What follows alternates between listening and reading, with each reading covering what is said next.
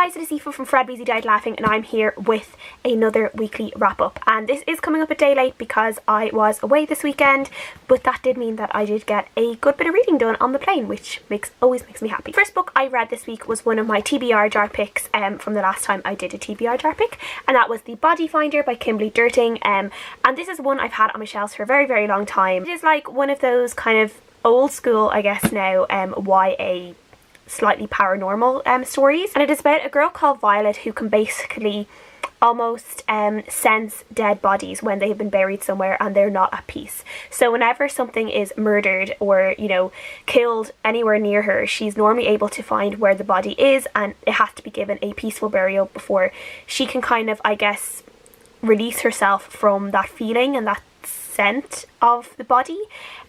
So it means that now and again she might even sometimes find murder victims, and basically there ends up being kind of this serial killer operating in her town who is abducting and killing young girls, and she ends up kind of getting involved in being determined that she's going to be able to find this serial killer, because once someone has killed something or someone, it kind of leaves an imprint on them as well. So she's able to tell when people have kind of this imprint of death on them, and she knows she'll be able to recognise the serial killer if she comes across his path. So yeah, it kind of goes from there. Oh, and by the way, she's in love with her best friend, and it's a whole thing. So, but of course, because it's like a YA book, so there has to be that best friend romance going on. I gave this book 2.5 stars in the end, because there was just so many things with it that just really irked me, and I think it was just one of those, I don't know, I feel like if I'd read this book maybe when I was about 15 or 16, I would have absolutely have loved it. Where now, when I'm a little bit older, some of her behaviour worries me, some of the way she reacts, mostly her behaviour towards other women in the book, really, really annoyed me, and the way other women were written in the book really annoyed me. So yeah, so that definitely just made it go down. I do feel like if this was a premise in an adult book, where it was an adult woman who was a detective or a police officer or something like that, or like, you know, had some job to do with criminal investigations, and they were able to sense these bodies or being able to sense these serial killers, it would be really, really cool. So I did really, really like enjoy kind of, while I was reading this, like kind of picturing myself the type of things you could do if she was an adult and she was only like 16 years old. So yeah, there was a few different passages in this book that just kind of annoyed me a little bit, and I actually have marked them out because I want to kind of explain just the different parts in this book that did irk me, which is why the rating is a little bit low. And one bit was when she was talking about kind of a girl in her friendship group, I guess, who was a little bit more athletic than the others, wasn't as girly or feminine. There wasn't a feminine bone in Jules Oquist's body, although you wouldn't necessarily know it from her outward appearance. It wasn't until she moved or spoke or pretty much even breathed that you couldn't help but notice what a tomboy the athletic girl really was.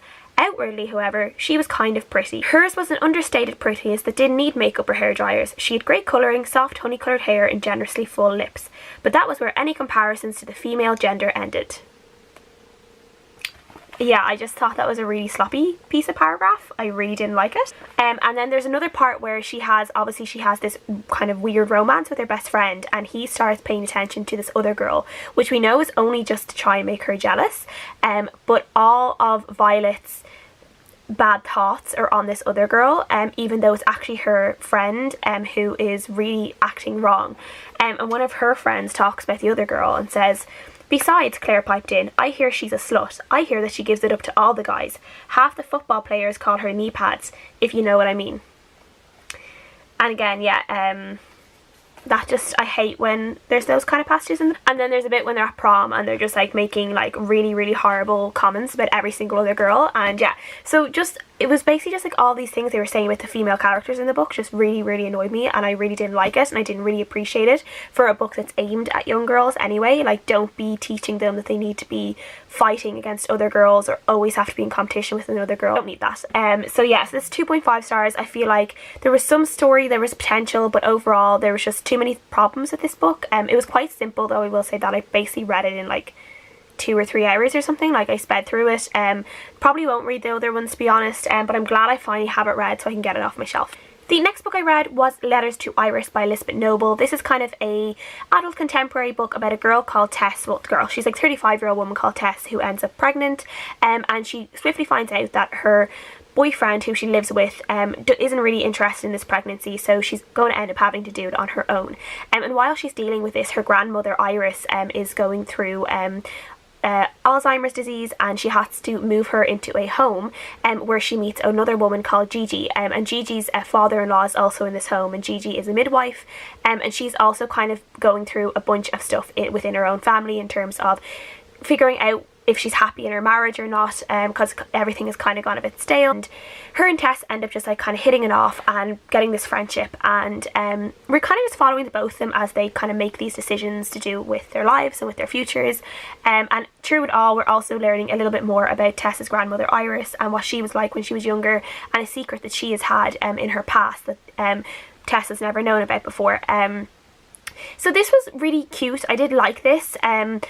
I gave it a 3.5 out of 5 stars. It was, I think, like, it was really, really enjoyable, and it's one of those stories I would actually like recommend people if they were going on holiday or something to pick up, because it was just one of those nice kind of books, nice family storylines, nice relationships with each other, like Gigi was like one, like she had this really, really lovely relationship with like her sons, and her son, one of her daughter-in-laws, and I feel like sometimes in books and in movies and TV shows and stuff, there's always this kind of cliche of doing this like bad relationship between a mother and a daughter-in-law, and how they're always kind of in rivalry with each other over the affections of the son, and to see a really, really lovely close bond between a mother and a daughter-in-law was just really, really nice to have represented in a book. So I really, really appreciated that.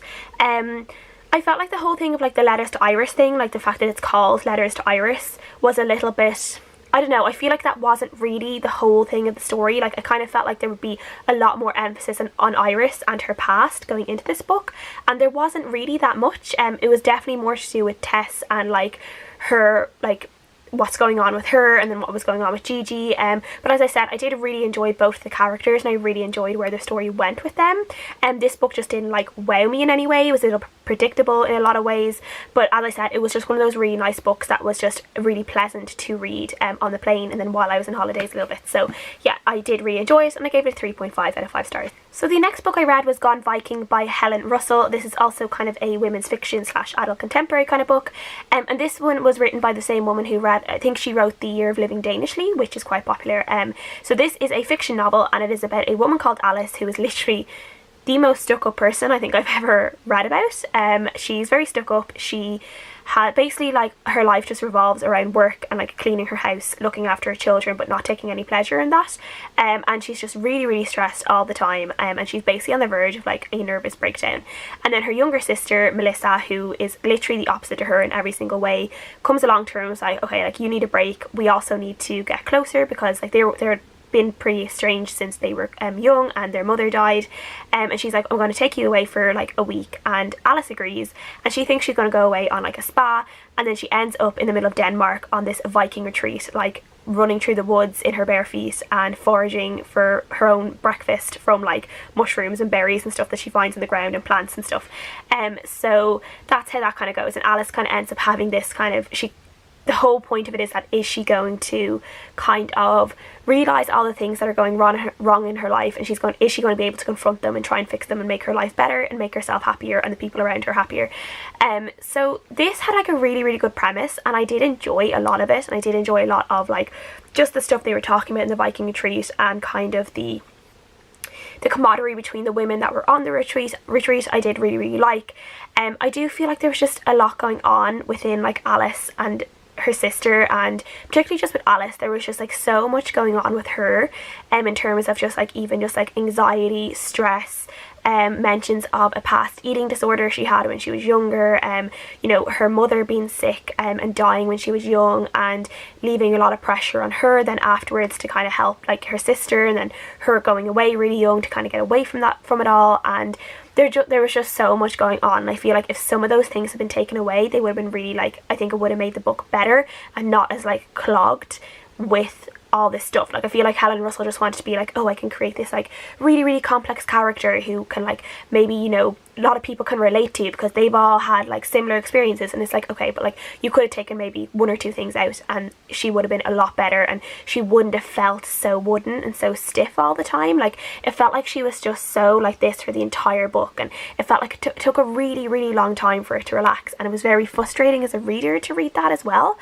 So I would have liked to have seen her just being loosened up a little bit with just one or two less things to have to deal with. And I do feel, again, like if you're going to put an eating disorder in a book, I don't think it's something you can just, like, it was explained a little bit, but in terms of even like the way her recovery and stuff, like, I don't know, I feel like if you're going to put an eating disorder in a book, you really need to focus a lot on it. It can't just be kind of this side thing, because they're too important, and they're too dangerous just to have as kind of a plot device, or have as just this funky character twist, or like a tragic kind of past for a character. Like I feel like if you're going to put an eating disorder in a book, you need to give it full attention that it deserves, so people can understand it, and, you know, I don't know, just not think willy-nilly of them. One of the things I did like with this book was the Viking retreat was run by this man who was he was like really into it, but like you could tell he was just an absolute like douchebag. And then halfway through, something happened to him, and his wife takes over, and his wife is just this like absolute woman power hero, and the women just are completely like in love with her. She is their idol. They just are in awe with everything that she does, and I love that relationship that happens with the women and with this other woman. I think her name is Inga, or Ing, I'm not really sure how to say it because it's Danish. And she was just amazing. I did really like, and I liked a lot of the stuff she was saying, and how like they thought she was perfect, and then she'd like pull down her trousers and show them all the stretch marks on her like bum and her thighs, and be like, I'm not perfect, nobody is perfect. And it was just really funny like that. There was just those kind of moments that I did really appreciate, and I did really like. But again, overall, like there was just parts of this book, I feel like if there had just been some bits taken out, it would have made it more fluid overall. Like halfway through, 3/4 of the way through, I was ready for this book to be done. It was just that little bit too long for me as well. So I gave it a 3 out of 5 stars. And then the last book I read on my plane ride home, which was about 2.5 hours, but felt a lot longer, to be honest. So I think I read this in about 2 hours. And that was The Sun Is Also a Star by Nicola Yoon. This is a proof copy that I got like 2 years ago at like DEPCON in Dublin. And it has taken me this long to read this book. So this is a book about a girl called Natasha who is about to be deported from America, and she's going to go home to Jamaica, or to her parents' like home country of Jamaica, because of something that her dad did that ended up getting the family like, you know, alerted to the authorities, and they all have to go home now, and she's struggling with that, and she's trying to find like basically like a last minute like miracle to see if she and her family can stay in America. And while she is trying to do this, she meets a boy called Daniel, and Daniel is about to go to an interview for Yale College, and they basically meet and they fall in love in one day. And it's just how their kind of relationship pans out for that day, and then the people they meet and the things going on in everybody's life. There are parts of this I did really like. I mean, the romantic that's hidden deep inside of me did really enjoy this, and enjoy kind of the interactions between them and the chemistry between them, and like their first kiss, which was a really hot first kiss. I did really enjoy it, and I was like rooting for them. But like there's the practical part of me as well that's just like, here, like come on, like this wouldn't really happen. And there's also a part of me that is like, how long was this day? Because like all the stuff they did, I'm just like, I just can't imagine being able to fit all that into one day. So yeah, I was just really like amused by that. I think there were some parts of it that were like, you know, you were getting snippets from like other people that they just happened to meet, and sometimes I didn't really care about them. I just wanted to go back to Natasha and Daniel. I didn't care about like the person, like you know, this security man they meet at one point, or the lawyer, or the paralegal, or something like that. And like some of the things do like link into other things that happened to Natasha and Daniel, but at the same time I was just like, ugh, like okay, like I get it. And then like the end of it, I was just a bit like, okay, like I just felt like it didn't have to take so long at the end, and people who've read the book will probably know what I'm talking about. But yeah, so overall, like, I mean, it was nice, and it was grand for a flight because, you know, as I said, I read it on the flight, and I love being able to start and finish a book on a flight. It's so satisfying, I guess.